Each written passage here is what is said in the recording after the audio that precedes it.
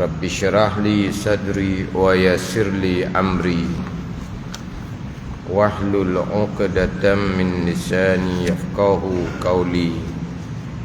Subhanaka la ilma lana illa ma 'allamtana innaka antal alimul hakim.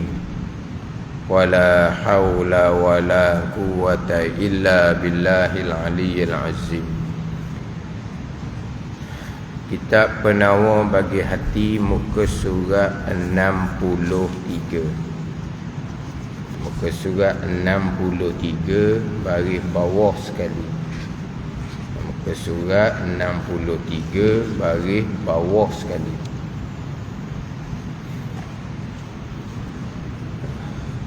Qala al-muallifu rahimahullahu ta'ala wa nafa'ana bi'ulumihi amin. Adapun jika ada dosanya itu, adapun jika ada dosanya itu, umpama meninggalkan umpama fardu sembahyang. Adapun jika ada dosa itu meninggalkan umpama fardu sembahyang. Contohnya meninggalkan fardu sembahyang. Umpama fardu sembahyang ni termasuk meninggalkan fardu puasa, meninggalkan fardu zakat. Itu umpama, meninggalkan umpama fardu sembahyang. Maka wajib pula atasnya, atas seseorang, mengqada segala fardu yang luput itu. Mengqada segala fardu yang luput itu. Dan jika ada maksiat itu bergantung dengan manusia, berkait dengan manusia, yang kita biasa sebut dengan dosa dengan anak Adam. Anak Adam tu manusia lah. Dosa yang bergantung dengan manusia, dengan anak Adam, seperti ini contoh, seperti mencuri harta orang. Mencuri harta orang, seperti, maka disyaratkan memulangkan ia seseorang yang taubah akan harta itu, harta yang dicuri, atau gantinya, ganti harta yang dicuri itu kepada ampunyanya jikalau harta yang dicuri sudah tidak ada. Ganti harta yang dicuri kepada ampunyanya. Nak ganti tak ada kemampuan sebab miskin contohnya, atau minta halal ia daripadanya. Ini maksiat yang bergantung dengan anak Adam, seperti mencuri harta orang tu contoh. Ini dosa dengan anak Adam, dosa dengan manusia, dalam berkait dengan harta. Yang mana dosa dengan manusia dia ada 5 jenis dosa dengan manusia, dengan anak Adam. Dosa pada agama, pada agama ni kerana mengkafirkan, mensyirikkan, membid'ahkan orang Islam yang lain.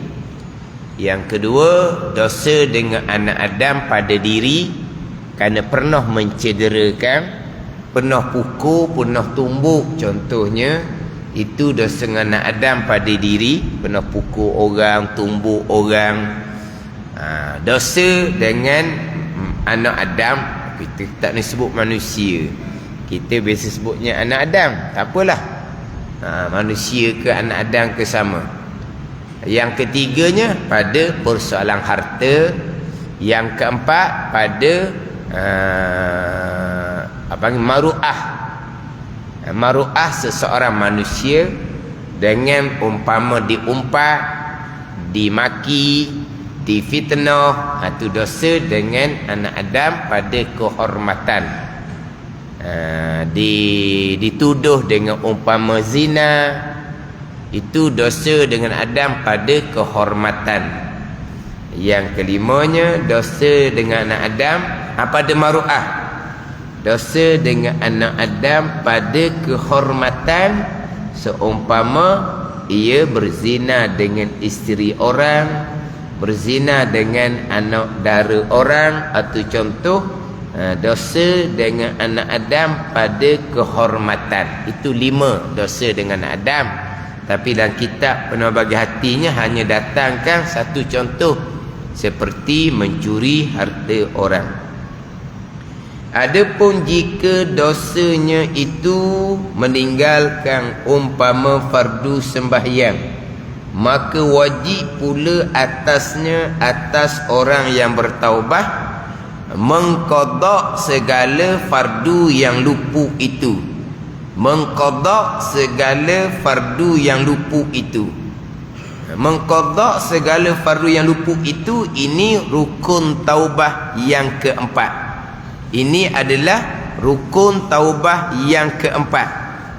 Sebab terdahulunya didatangkan rukun taubah ada 3. Rukun taubah ada 3. Rukun taubah yang 3 ni, jika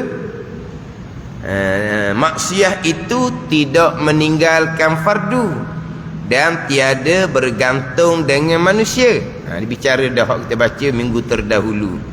Jadi rukun taubah ada 3 rukun. Yang pertama menyesal. Yang kedua meninggalkan maksiat. Yang ketiga azam di hati tidak akan mengulangi kembali. Ini 3 rukun taubah yang berkait dengan hati. Menyesal adalah hati. Taubah sifat kepujian yang pertama dalam kitab Penawar Bagi Hati.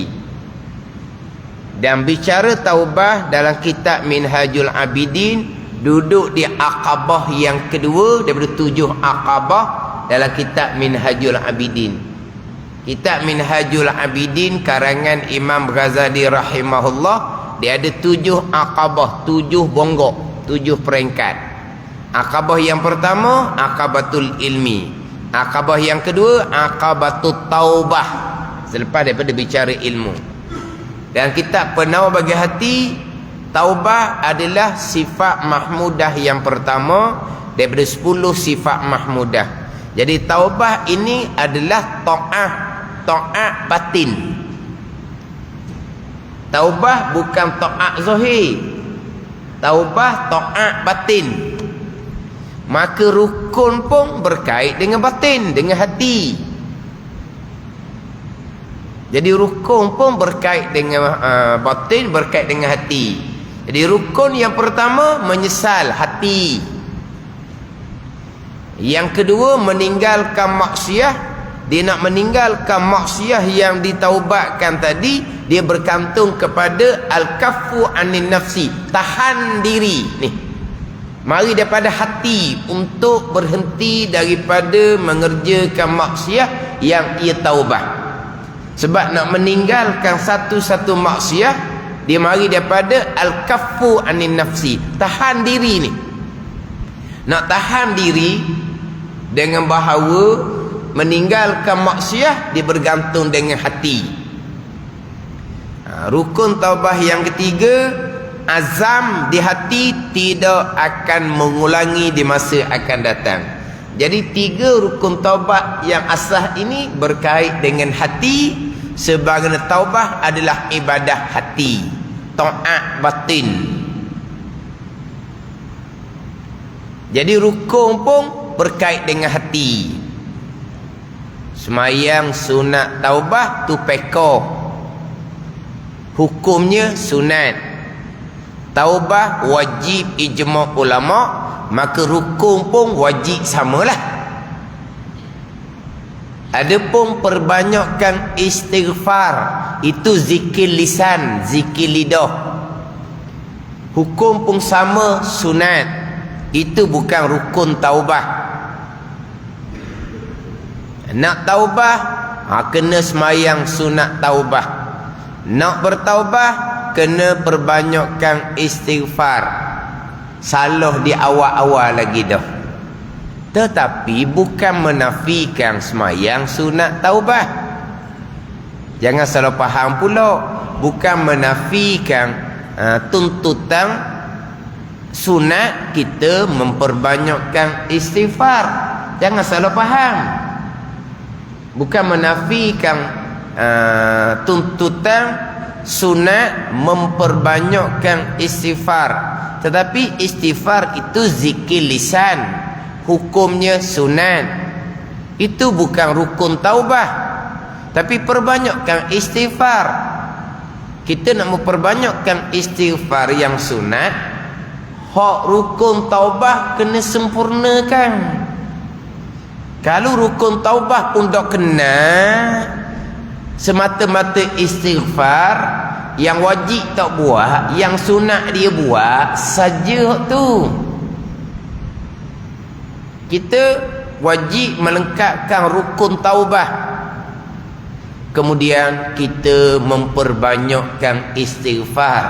Maka istighfar yang sunat tadi barulah diterima oleh Allah Subhanahu wa ta'ala. Tapi kalau taubahnya tidak, hak wajib ijma' ulama', tidak melengkapkan rukun taubah, dia buat perkara sunat, perbanyakkan istighfar. Hak wajib tak buat rukun taubah. Bukan tak buat, tak kenal pun rukun taubah. Tak tahu pun rukun taubah. Sebab tu sebut sok mudah. Syarat utama taubah ilmu. Tapi bukan syarat utama taubah ilmu. Syarat iman, syarat amal soleh ilmu lah. Bukan taubah je syarat utama taubah ilmu, bukan. Nak takut ilmu. Nak zuhud ilmu. Nak tawakul, nak redha, nak ikhlas, nak sabar, nak syukur ilmu. Nak semayang puasa ilmu. Nak berakidah dengan akidah ahli sunnah wal jamaah ilmu. Bukan taubah je syarat utamanya ilmu, bukan. Tapi cuma saya biasa peringat semua, syarat utama taubah ilmu. Syarat utama taubah ilmu. Syarat utama untuk menjadi orang yang beriman dan beramal soleh adalah ilmu. Untuk jadi orang yang beriman lengkap ilmu fardhu tauhid. Nak jadi orang yang beramal soleh, taat zahir, taat batin, ilmu fiqh, ilmu tasawuf. Jadi nak bertaubah syaratnya ilmu. Sebab tu dalam kitab Minhajul Abidin, akabah yang pertama ilmu, akabah yang kedua barulah pindah kepada taubah. Tanpa ilmu, man la yutlibal ilm falaysa bitaib. Mereka yang tidak menuntut ilmu tak ada taubah. Bukan persoalan rukun taubah pun tak tahu, bahkan nak taubah daripada apa? Dosa. Apa dosa? Dulu tinggal semayang. Tinggal semayang je berdosa. Sekarang semayang dah. Sekarang semayang dah. Semayang lengkap dah syarat dan rukun. Tak tahu, dah tak berdosa. Semayang, akidah macam mana? Ada ni. Semayang, hati macam mana? Bukan tinggal semayang je berdosa besar. Bukan dalam ketika tinggal semayang, pasti orang yang tinggal semayang jahil hukum fardu ain semayang. Tak ada lah orang yang tinggal semayang fardu ain pekoh bak semayang beres, semayang je tidur. Tak ada lah seumpama tu. Mungkin ada. Masa budak-budak dapat ilmu agama yang lengkap, duduk ngaji pondok, ayah mak pergi letak pondok, mana belajar molek-molek, lepas dia dewasa ditinggal semayang. Mungkin ada, tapi jaranglah seumpama tu. Orang yang tinggal semayang ni pasti jahil ilmu semayang. Nak bertaubah bukan semayang je, wajib kena selesai fardu ain bab semayang tu ilmu. Nak semayang pula kena iman akidah, tu ilmu lah. Jadi kalau tak ada ilmu, taubah tak ada. Bukan nak bicara rukun taubah, tak ada bahagian taubah. Walaupun semayang tunggang-tunggik sekalipun, tak panggil taubah gitu. Walaupun berjemaah 5 waktu sekalipun, tak panggil taubah gitu. Kalau tidak melengkapkan ilmu fardhu ain tauhid, fiqh tasawuf, duduk dalam keposikan, malaikat catat dosa besar, orang posik tak ada nilai pada agama. Berjemaah 5 waktu, tu lakonan sahaja, bukan bertaubah yang sebenar. Bukan bicara bab rukun taubah saja. Nak taubah tu, nak meninggalkan maksiat ilmu, nak kembali kepada ketaatan ilmu. Sekarang ni nak bertaubah, taat batin yang pertama, hak mana dosa, hak mana pegangan salah, nak bertaubah pada pegangan sebenar, lengkap dah ilmunya. Daripada dok semayang ataupun semayang tak betul, nak kembali pada semayang sebenar, lengkap dah ilmunya. Daripada sifat hati yang cela, nak kepada sifat hati yang dipuji, ilmunya lengkap dah. Kemudian nak bertaubah dari dosa-dosa itulah apa dia rukun taubah. Balik kepada ilmu. Tapi kalau taubah tu perbanyakkan istighfar, itu berpunca daripada jahil asas ilmu fardu ain. Sebab tu fardu ain ni wajib mandatori. Tak ada sebarang alasan, tak ada sebarang dalih, tak ada. Nantilah, kemudianlah, sambil-sambilah, tu bukan. Nanti, kemudian, sambil, bukan. Ilmu permulaan dia. Al-ilmu qabla al-amal. Ada dalam Sahih Bukhari ke apa, ada tajuk gitu, al-ilmu qabla al-amal, ilmu sebelum amal. Ilmu wal amalu tabi'uh, Nabi kata ilmu amal ialah mengikut ilmu. Tapi orang yang membelakangkan ilmu ni macam-macam lah dalih alasan dia, nanti kemudian sambil-sambil, tu bukan mereka tu. Semayang sunat taubah, semayang, perbanyakkan istighfar, itu sunat. Ini rukun taubah, hak bergantung dengan hati. Menyesal kerana berpegang dengan akidah yang salah, kembali pada akidah yang sebenar. Menyesal kerana meninggalkan semayang ataupun semayang tanpa ilmu, kembali pada semayang yang sebenar. Menyesal kerana hati bersifat dengan sifat yang dicela, yang diharamkan pada syarak, kepada bersifat hati dengan sifat yang dipuji pada syarak. Menyesal atas maksiat. Yang pertama-tamanya menyesal atas mengekali jahil fardu ain yang dosa besar. Menyesal kerana Allah. Jadi menyesal ni duduk di hati. Itu rukun yang pertama. Rukun yang kedua, meninggalkan maksiat, meninggalkan pegangan yang terpesong, meninggalkan sembahyang yang tidak berdasarkan pada ilmu, meninggalkan maksiat, riya, ujub, takabur. Itu rukun taubah yang kedua. Rukun taubah yang ketiga, azam di hati, tidak akan mengulangi. Azam di hati, tidak akan mengulangi maksiat yang ditaubatkan tu. Azam di hati tidak akan mengulangi. Di masa akan datang, tengoklah macam mana. Yelah, nak kata macam mana, payah sekarang ni. Kita nak betul-betul atas garis agama pada masa sekarang, payah. Tapi hak sebelum ni buat salah tu menyesal sangatlah. Mana menyesal sangat. Buat kerja terbabit dengan rasuah, menyesal sangat-sangat, tu dosa besar neraka jikalau tidak diampuni.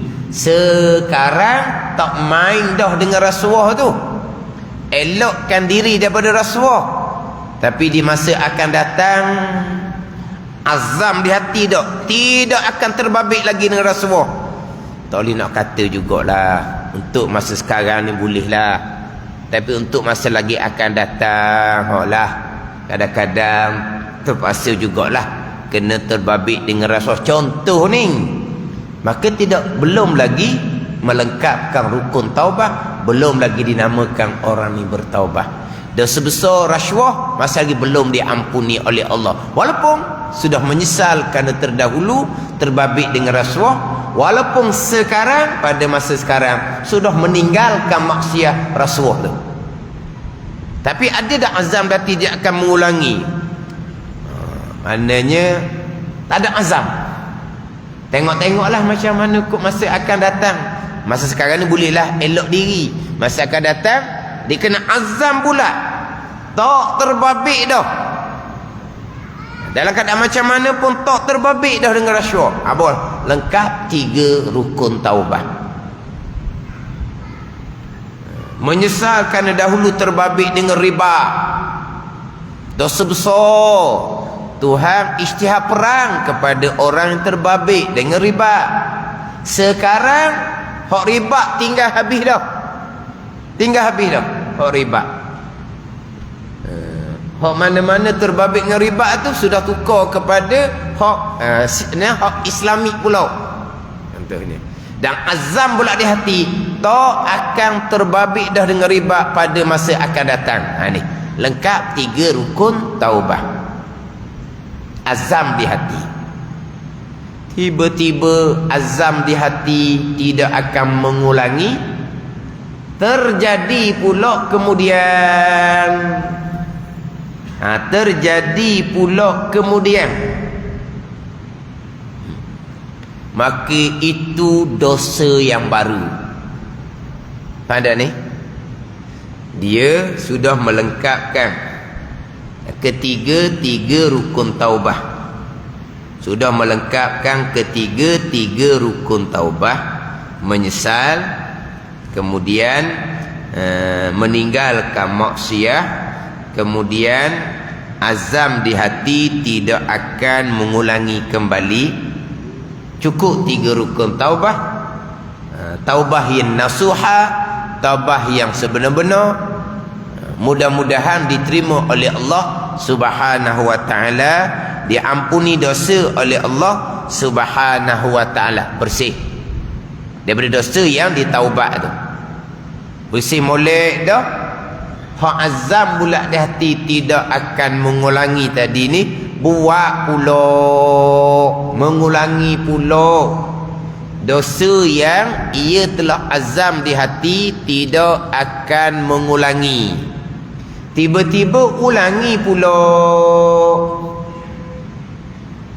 itu dosa yang baru. Dosa lama sudah selesai, wajib bertaubah dengan taubah yang baru. Ini ahli sunnah wal jamaah. Mu'tazilah dah, walaupun dosa telah diampuni oleh Allah Subhanahu wa taala, apabila lengkap 3 rukun taubah diampuni oleh Allah, azam di hati tidak akan mengulangi, itu rukun taubah yang ketiga. Tiba-tiba buat pula, diampuni itu, Mu'tazilah kata Tuhan tulis semula. Hak diampuni lepas tu Tuhan tulis semula, hak buat sekarang ni jadi tambah dah pula. Hak lama hak diampuni akan mari semula, campur dengan hak buat baru. Hak ni Mu'tazilah. Pandai ni. Sekarang hak dosa yang terdahulu sudah melengkapkan 3 rukun taubah, diampuni oleh Allah. Azam di hati tidak akan mengulangi. Kemudian lemahnya iman, buat pula. Ahli sunnahnya hak diampuni tak ada kena-kena dah, terberes dah, bersih dah. Ni dosa yang baru, wajib kena taubah yang baru. Hak Mu'tazilah ni hak licin bersih dah ni, hak diampuni dah ni. Buat pula dosa yang sama, satu dosa, hak lama ni akan timbul semula, capu balik dengan hak baru. Guna nampak semangat hak Mu'tazilah tau. Bukan gitu. Nampak semangat hak Mu'tazilah nah. Buat pula hak lama beres dah tu, timbul semula tu ni, catat balik dosa. Barulah betul benar. Atau Mu'tazilah ada sunnah tak? Kalau azam bulat di hati tidak akan mengulangi itu tak azam lagi lah di hati.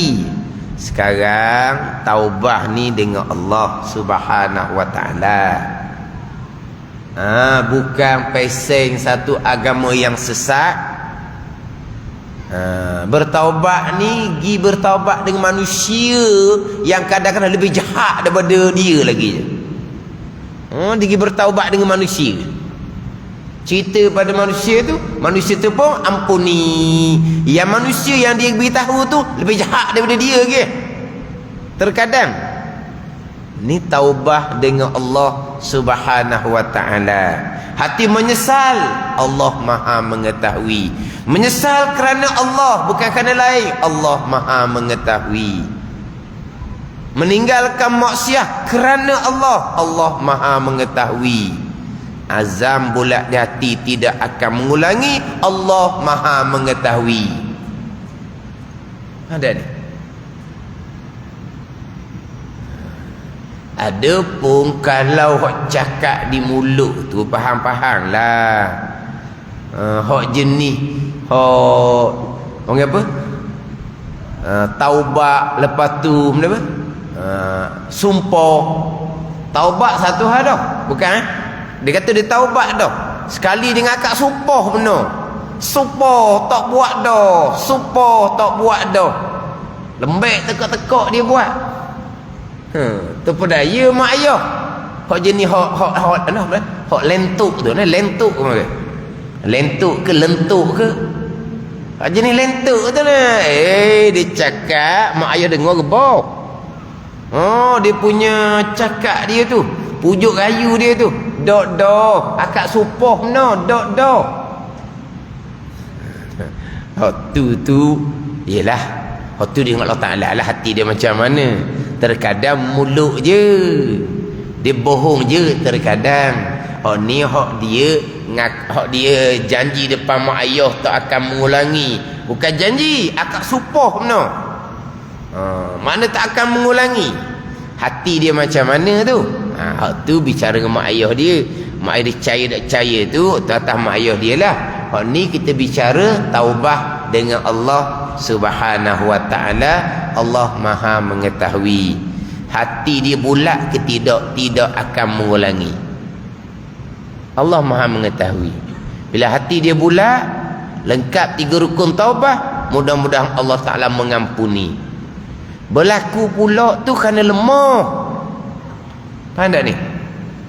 Hak bohong tak, sekarang ni bertaubah dengan Allah. Hak bohong tadi tu dengan manusia. Kalau bohong lah, bohong dengan mak ayah, hak tu hak bohong. Hak ni dengan Allah Ta'ala ni, dia bohong dengan Allah. Dia tak azam pula di hati. Allah Maha mengetahui. Allah tidak ampuni dosa daripada awal dah. Tapi lah azam pula di hati dia sungguh-sungguh, Allah Maha mengetahui.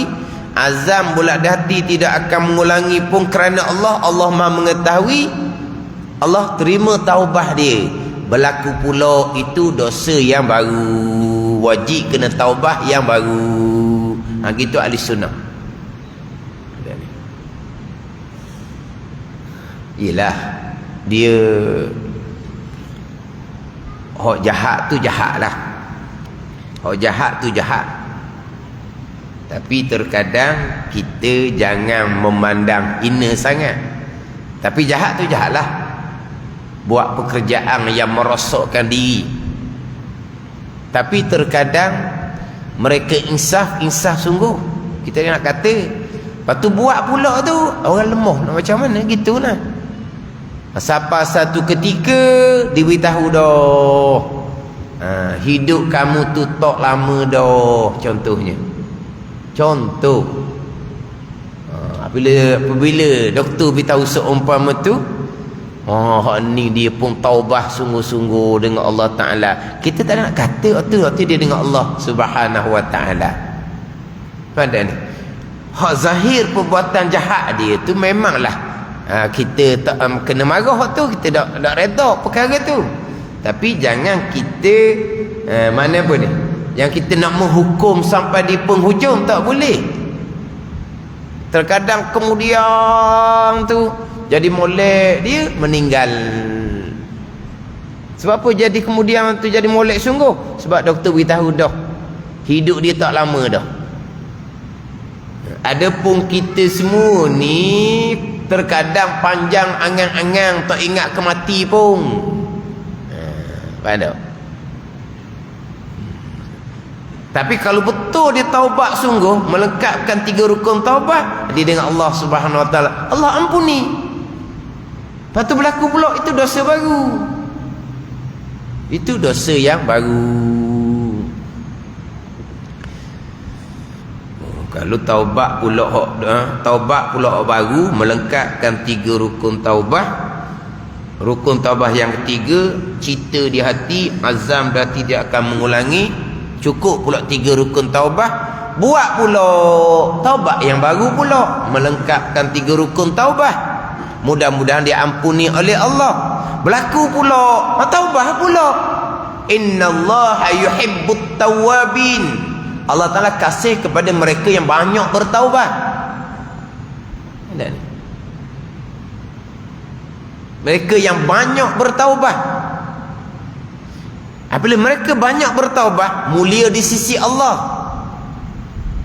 Tapi hak maksiat dilakukan tu salah. Tapi taubah tu mulia di sisi Allah Subhanahu Wa Ta'ala. Yang mana terkadang orang yang taat tak pernah pada kira tak buat perkara maksiat, terkadang taat disertakan dengan riak, ujub dan takabur. Atau lebih hina daripada orang yang melakukan maksiat sentiasa bertaubat dengan Allah Subhanahu Wa Ta'ala. Tapi bukan maksiat tu yang mulia, taubah tu yang mulia. Jangan salah faham. Kalau gitu kita pakat buat maksiat lah, betul taubah. Buat maksiat betul taubah, salah gitu. Dah mulia kan banyak taubah. Buat maksiat sempat bertaubah ke tuan mati masa tu? Pada ni. Tapi yang seumpama ni, kita ni tak lepas daripada dosa. Kalau berasa tak berdosa, berasa suci bersih, alamak dosa tu banyak sangat. Ke siapa kita yang maksum, yang terpelihara dosa? Ada. Tapi kita rasa kita soleh, rasa kita bersih. Sebenarnya kita maksum ke? Ada dosa, tapi tak rasa berdosa. Itu alamat dosa banyak sangat. Bila dosa banyak sangat, bila sudah jadi hitam, tambahlah kotoran lain pun tak nampak dah hitam. Kalau betul seseorang tu orang yang soleh, orang yang suci, yang pasti tak lepas dari dosa, tapi dia soleh, dia suci, putih, berlaku dosa, disedah oleh dosa, dia segera bertaubat dengan Allah. Sebab apa? Sebab dia bersih. Bila bersih, putih, kena dosa, yang pasti tidak maksum akan berlaku dosa.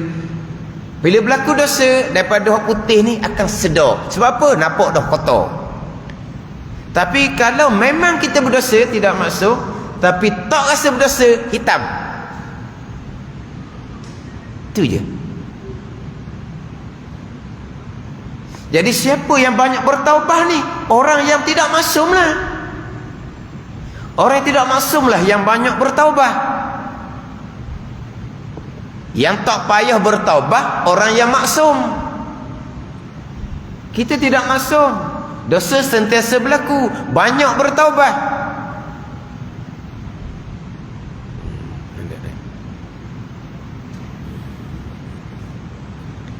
Jadi banyak bertaubat tu dikasihi oleh Allah Subhanahu wa taala. Bukan kerana buat dosa. Bukan kerana buat dosa, kerana taubah tu. Sebaliknya orang yang taat tapi bawa kepada riak, ujub, takabur, ini orang yang lebih hina di sisi Allah daripada orang yang melakukan dosa segera bertaubat. Bukan buat dosa dengan sengaja sekeleng ni, dengan kelemahan diri masing-masing. Jangan salah faham. Tak apa, buat dosa kita bertaubat. Buat dosa kita bertaubat.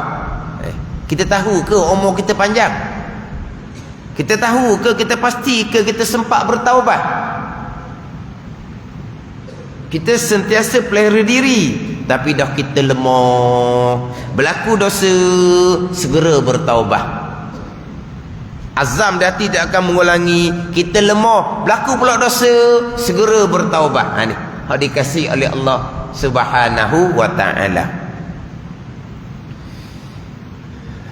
Bertaubah melengkapkan 3 rukun taubah. Rukun yang ketiga, azam di hati tidak akan mengulangi.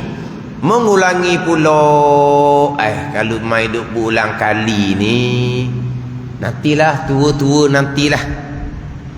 Tua-tua nanti ni dia lebih kuat sikit. Lagipun bila tua-tua ni, godaan dia tidaklah sekuat godaan masa muda.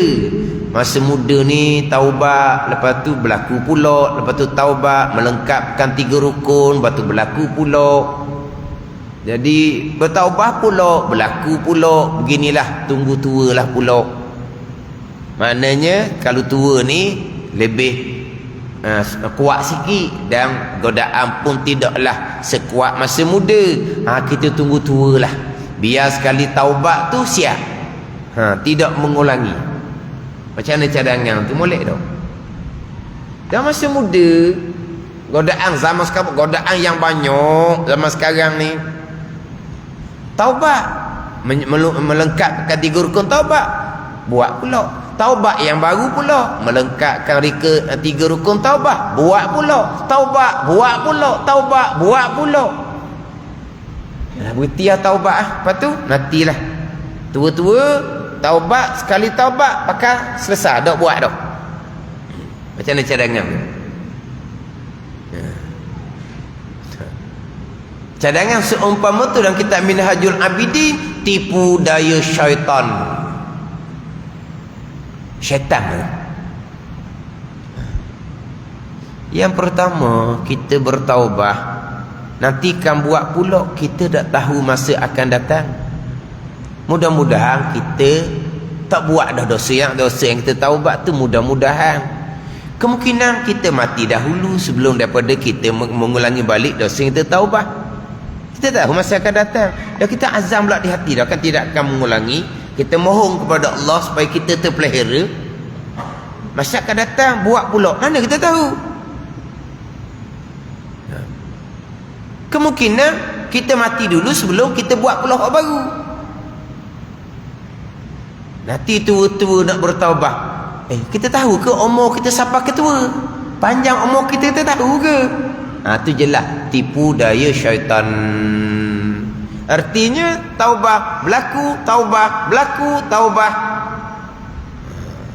Allah Ta'ala kasih kepada orang yang banyak bertaubat.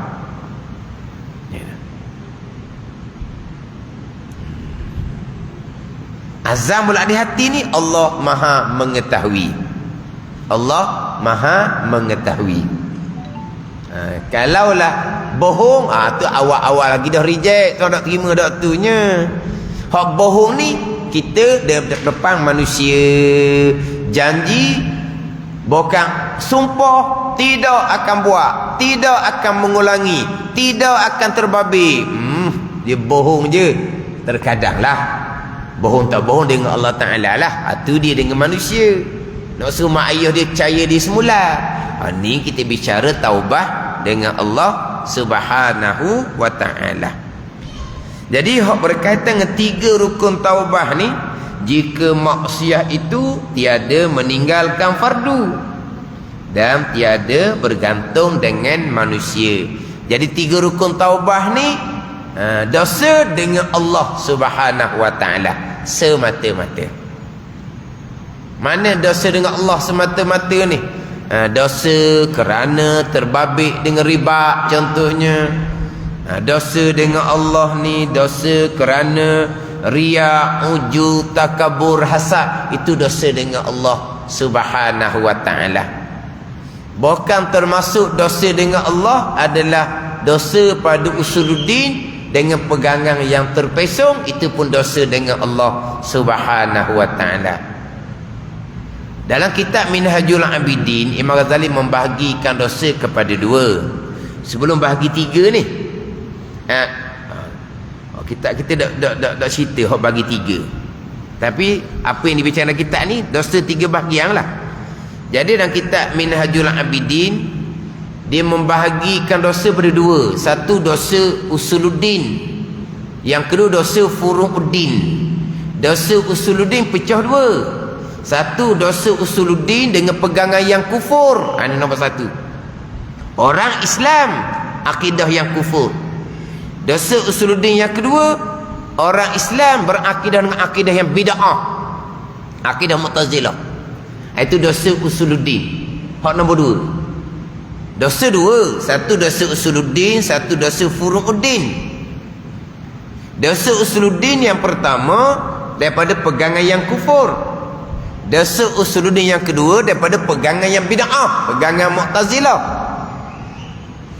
Barulah pergi kepada dosa furu'uddin, dosa pada cabang agama, pada berkaitan dengan maksiat zahir dan maksiat batin. Hak dosa furu'uddin dah pecah kepada 3 dosa. Yang pertama, hak 3 rukun ni dosa dengan Allah semata-mata, bukan tinggal kefarduan, bukan bergantung dengan manusia. Itu satu.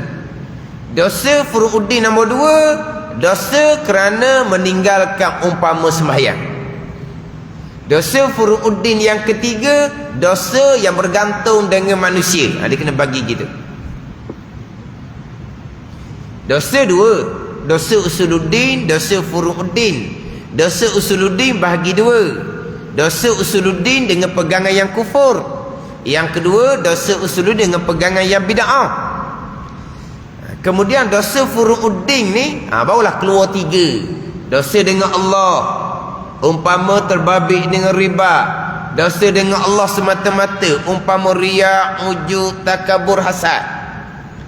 Yang kedua, dosa dengan Allah kerana meninggalkan umpama kefarduan sembahyang.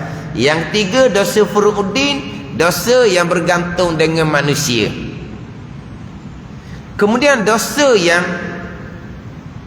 dengan Allah termasuk dosa usuluddin pun dosa masing-masing dengan Allah Subhanahu wa taala.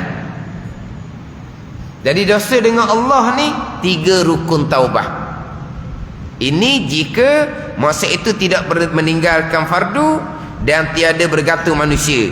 Adapun jika ada dosanya itu meninggalkan umpama fardu sembahyang, maka wajib pula atasnya mengqada segala fardu yang luput itu.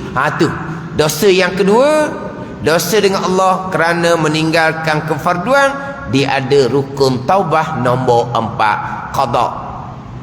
Mengqada segala fardu yang luput. Dia ada rukun taubah yang keempat. Dan jika ada masa itu bergantung dengan manusia, pergi pula kepada dosa dengan manusia, dia ada rukun taubah yang keempat. Hak dosa ni bergantung dengan manusia ni, rukun taubah yang keempat dia panjang. Dia panjang. Walaupun dalam kitab Penawati ni ringkas sedikit, tapi kalau dalam kitab Minhajul Abidin agak panjang. Hak dosa maksiat yang bergantung dengan manusia, dia agak panjang dalam kitab Minhajul Abidin, hampir 1 muka surat.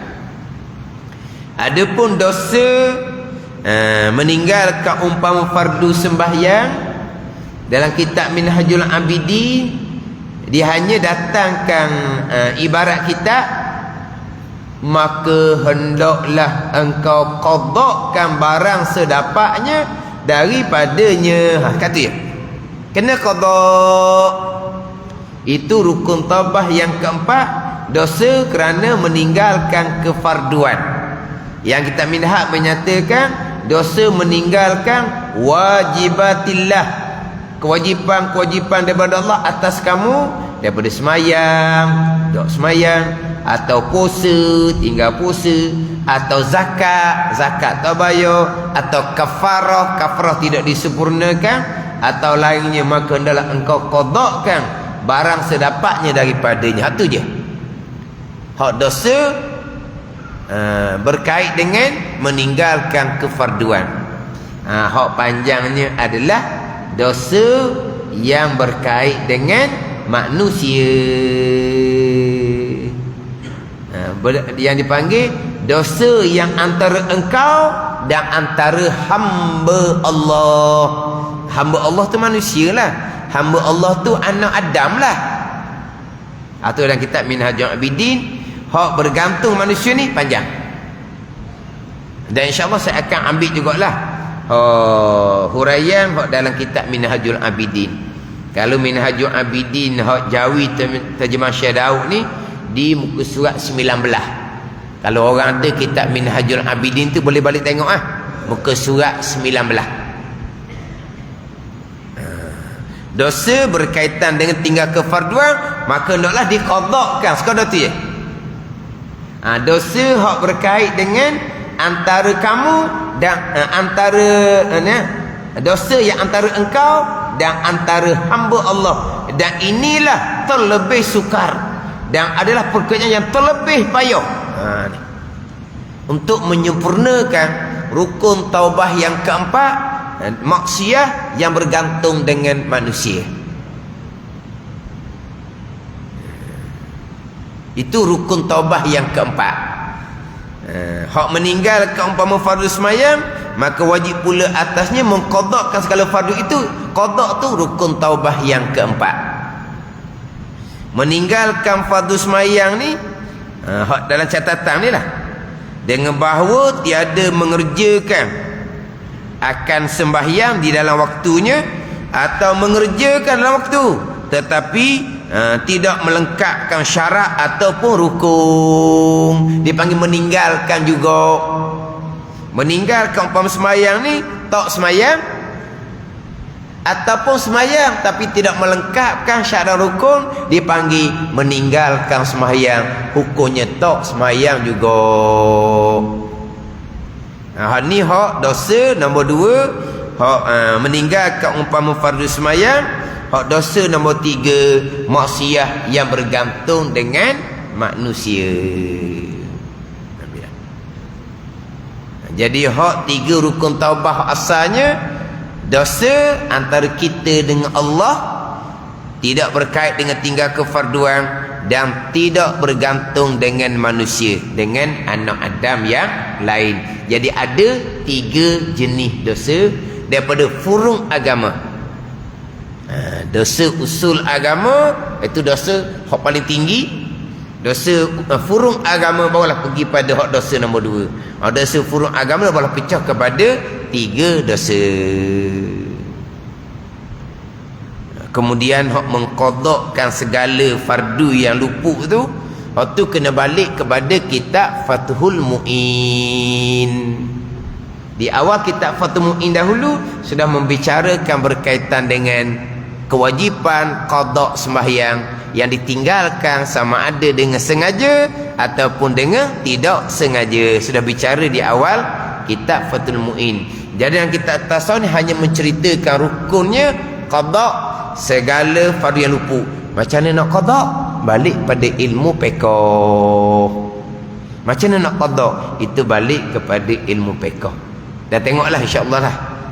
Kena ambil juga sedikit lah pembicaraan kitab Fathul Mu'in itu, hak berkaitan dengan kewajipan qada sembahyang yang ditinggalkan, sama ada dengan sengaja ataupun dengan tidak sengaja. Dan jika ada maksud itu bergantung manusia seperti mencuri harta orang, maka disyaratkan memulak ia akan harta itu atau gantinya kepada ampunannya atau minta halal ia daripadanya. Wallahu a'lam. Bismillahirrahmanirrahim. Alhamdulillahirabbil alamin. Wassalatu wassalamu ala sayyidil mursalin wa ala alihi wa sahbihi ajma'in. Allahumma iftah alaina futuhal arifin. Allahumma allimna ilma akdamin wa fahimna famas sabiqin warzuqna ruqat talibin. Allahumma zidna ilma wa alhiqna bis salihin.